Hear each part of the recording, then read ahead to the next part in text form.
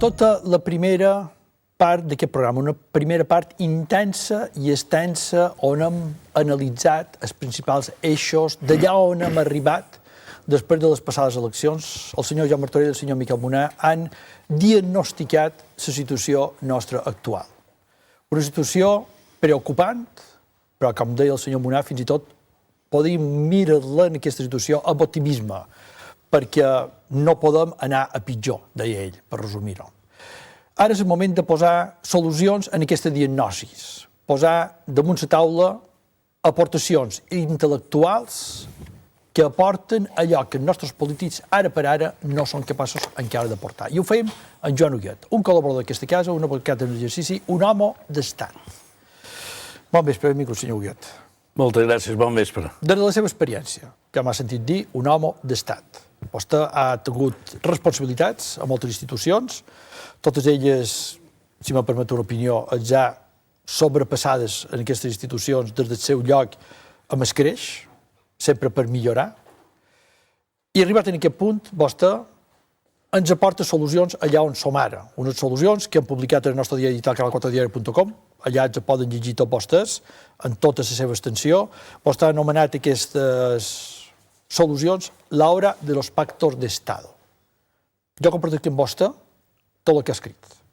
I per això m'agrada avui comentar amb vostè, i que vostè comenti en jo i en tots els nostres espectadors, quines són les seves aportacions, quines són aquests pactes d'estat cap on han d'anar tots per sortir-ne d'aquesta situació que patim ara. Bueno, jo crec que en aquesta vida una persona ha de mantenir una certa coherència. I si abans de les eleccions ja vam aportar des d'aquesta tribuna, i mai tan ben dit, que arriba a totes les cases de les Illes Balears, una sèrie de premisses que es havien de donar per fer un govern i per donar estabilitat a Espanya antes de que hi hagués les eleccions, antes de que es convoquessin unes noves eleccions, i això va tenir una transcendència molt superior a el que modestament un aspirava quan dona aquests detalls, seguint aquell fil conductor amb molt més rigor, també s'han de portar que aquesta vegada sí que estem en una situació d'emergència nacional, que dic jo, perquè els resultats electorals han atomitzat encara molt més el que podria ser una ingovernabilitat d'Espanya i han atomitzat molt més les postures perquè cada un reivindica el seu propi lloc per no perdre part de la seva quota d'influència i de poder. A partir d'aquí hem estructurat un document de pactes d'estat. I el començ dient que o superam o superen els actuals líders el vuelo gallinacio en què estan instal·lats i sobrevolen amb un concepte molt més important, que és el concepte de país, que és el concepte d'estat, que és el concepte de nació, que ens endugui a tots a un compromís a mig i a llarg plaç, o si no ho passarem molt malament. En base a això, si me permet vostè, he desempolvat dels meus arxius el que van ser els pactes de la Moncloa. Claro, quan jo desempolvo els pactes de la Moncloa i veig la foto dels personatges que hi havia, que els llegiré, que era en Enrique Tierno Galván, en Santiago Carrillo, en Josep Maria Tringener, en Joan Reventós, en Felipe González, en Joan Argenedea, en Adolfo Suárez, en Fraga, Leopoldo Calvo Sotelo, en Miquel Roca i tres compromesos també nacionalistes, on se fa comptes de dir, bueno, és que aquestes persones que tenien procedències totalment divergents, perquè uns venien del tardofranquisme, per dir-ho de qualque manera, i anaven cap a una reforma, els altres venien del Partit Comunista, en certa manera radicalitzat, els altres venien d'una refundació del Partit Socialista, i van ser capaços en el 77, abans inclús de la Constitució, de fer un pacte de la Moncloa, perquè tenien el país amb una emergència, en dos objectius fonamentals, que són els mateixos que hi ha ara, sanejament i la reforma de lo que és l'estructura econòmica en aquest sentit, i una altra que eren actuacions jurídiques i polítiques. Bé, doncs en base a això hem proposat, perdona que m'hagi estat tal vegada un pot de més, aquest document que jo crec que dins tota la modèstia del món, que és infinitament millorable, però crec que toca els temes més importants. Un pacte autonòmic és transcendental que se faci, ja està bé de tirar molts els trastos pel cap i d'enfrontar unes autonomies amb unes altres, o tancam el mapa autonòmic en nom i llinatges, o resolvem la disposició transitòria quarta de la Constitució perquè Navarra no tingui cap tipus de problema d'absorció per part dels Països Bascs. Un altre pacte és la reforma de la llei electoral electoral, aquesta és bàsica i és necessària. Tenim els resultats damunt la taula que així ens indiquen. Una altra és la reforma de la Constitució, que hi va haver coses menors, però que en el títol octau és allà on feien la referència. Un altre és el pacte del poder judicial. No pot ser que un país demòcrata com és Espanya, en llibertats consolidades, amb una Constitució avançada, plena del segle XXI, que sí que s'ha de reformar, però que és plenament vigent, es posi en dubte tot el sistema judicial. Per què?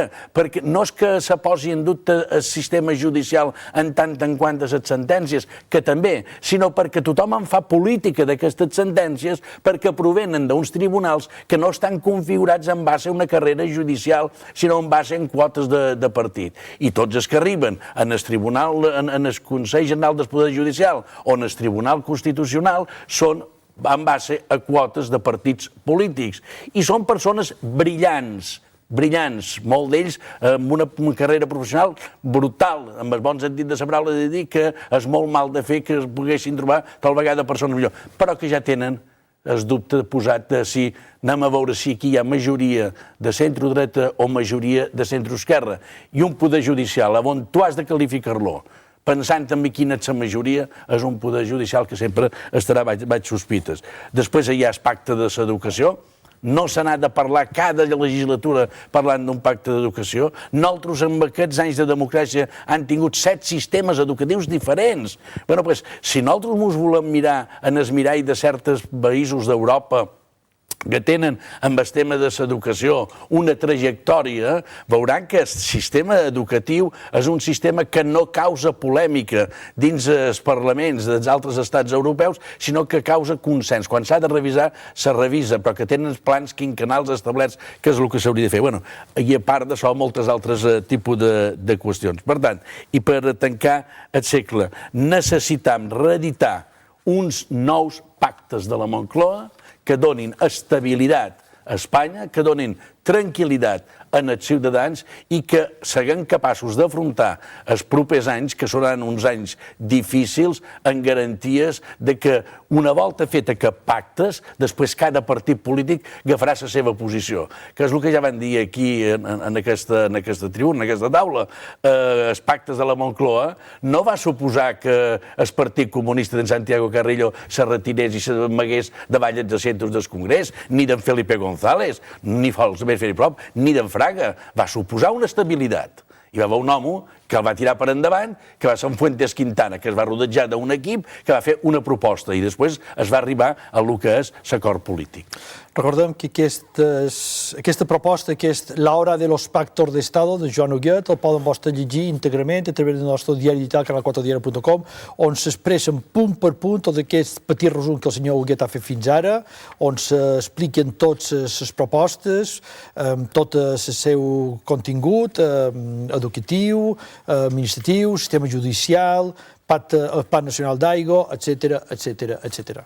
Senyor Huguet, sé que vostè escoltava el debat que l'ha precedit a vostè, el senyor Martorell i jo no érem tan optimistes com si era el doctor Munà. El doctor Munà deia la situació, com vostè l'ha definida, d'emergència nacional, és tan complicada, tan perversa, està tot tan ametzinat que just podem anar millor. És possible just anar millor o encara podem recular més? Bé, ja anem a veure.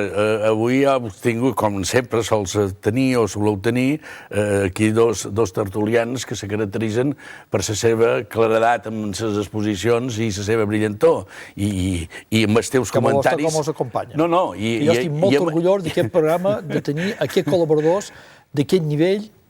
Ja sé que no està bé que ho digui jo, però jo estic encantadíssim de fer feina gent com vostès. En fi, anem a veure.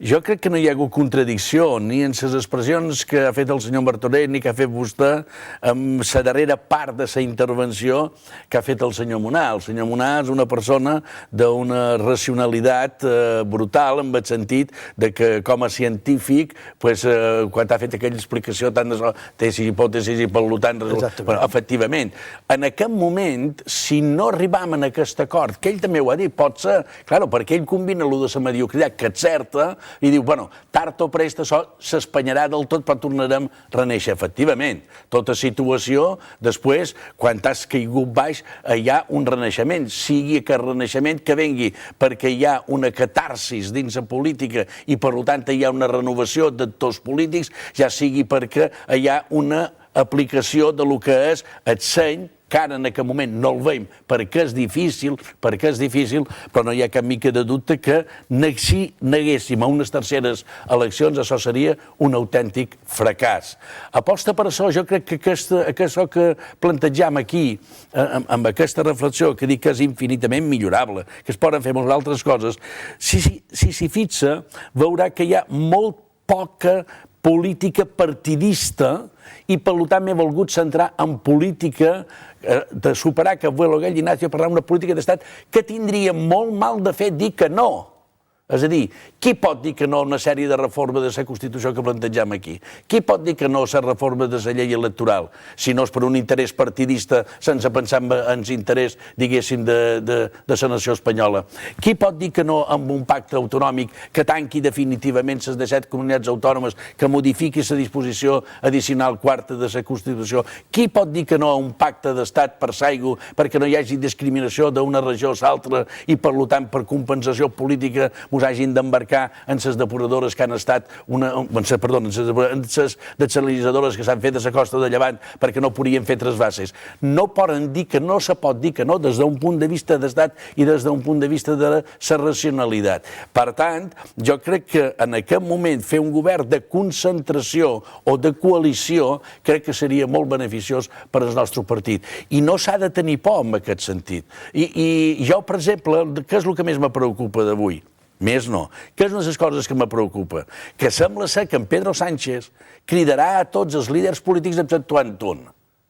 Exceptuant els del propi Perdoni.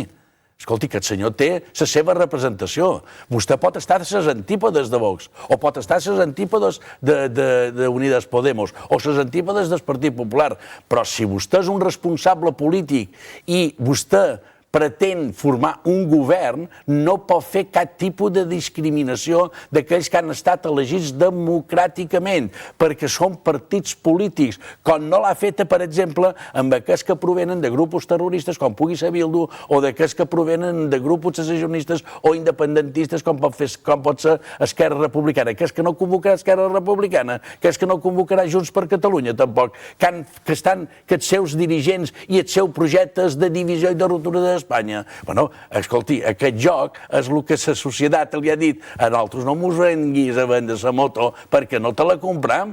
És a dir, en aquells partits que fan de la pràctica de la democràcia un interès particular i personal per destruir des de dins la pròpia democràcia i dividir el país, els convocaré.